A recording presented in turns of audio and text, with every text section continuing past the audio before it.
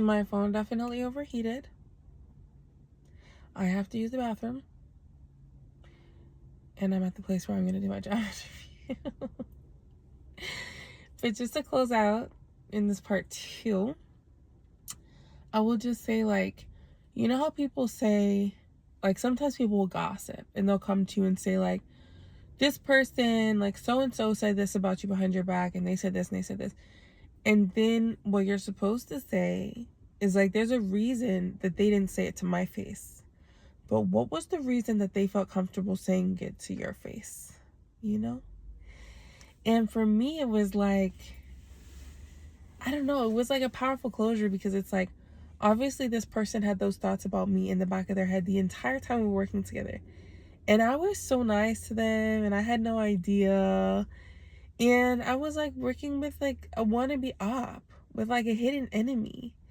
And that was sad. And so, what's that thing that we always say, you know? Rejection is God's redirection. Rejection is God's protection.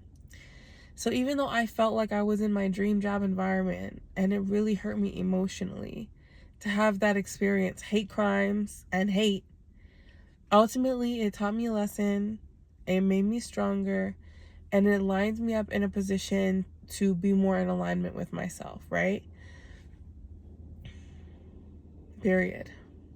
To focus more on my daily vlog content, to focus on the blogs and the writing, to show up for my son even more, and to think of money and resources in an alternative fashion, you know, not just like the typical 9 to 5. And that was really important for me. And also to not be around people who think that you're trash when you're working to get money. Because even though it's just a work environment, for me, I don't know, that kind of thing matters, you know? And I would have never known that she felt this way about me. But anyway, I skipped a couple steps.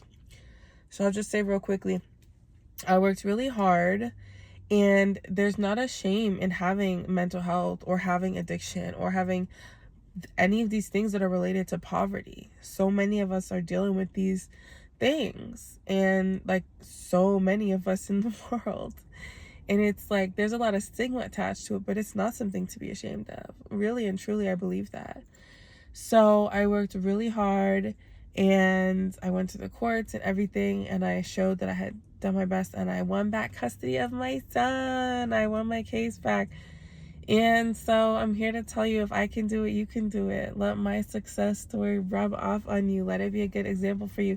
Let yourself know that as long as you're trying, you're doing something. And even if it feels like you ain't got no motion, maybe you do have motion. Maybe you just need to keep going.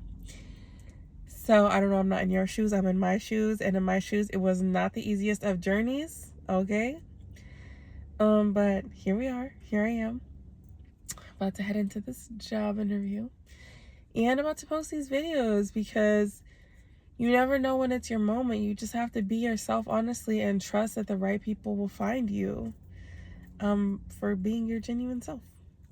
So I feel like there was more to say, but I feel like if I stay in this car too long, I will overheat, and then my head will just fall into this horn, and then I will just be like Kevin on that episode of The Office where they find the dog in the car with the windows shut, and I will die of heat stroke.